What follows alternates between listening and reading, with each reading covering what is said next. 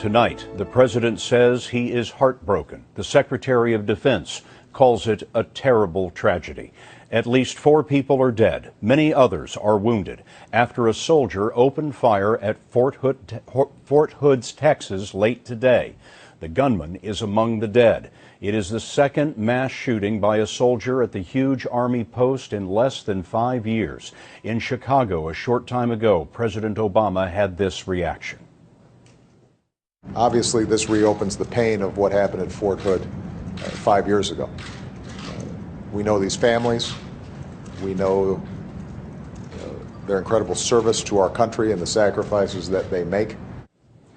Bob Orr, our Homeland Security correspondent, is following the developments. Bob, what's the latest? Well, Scott, 2 U.S. officials now have told CBS News that the shooting suspect is dead. He's identified to us as a soldier named Ivan Lopez. In addition to the other 3 fatalities, sources also say about a dozen people have been injured and wounded, and some of those seriously. The shooting happened late on Wednesday afternoon at the west side of the Fort Hood base, apparently near a medical brigade building and also a motor pool. There are work areas and offices near there, and we're told it's a spot heavily populated, usually by soldiers.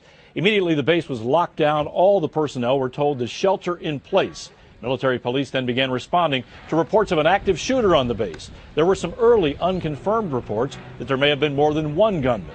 Because of those reports, authorities now have to do an exhaustive building-by-building search.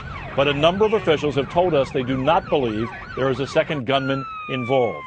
Sources say this incident appears to be a soldier-on-soldier case of violence, but they also say it's too soon to make any judgments about a possible motive.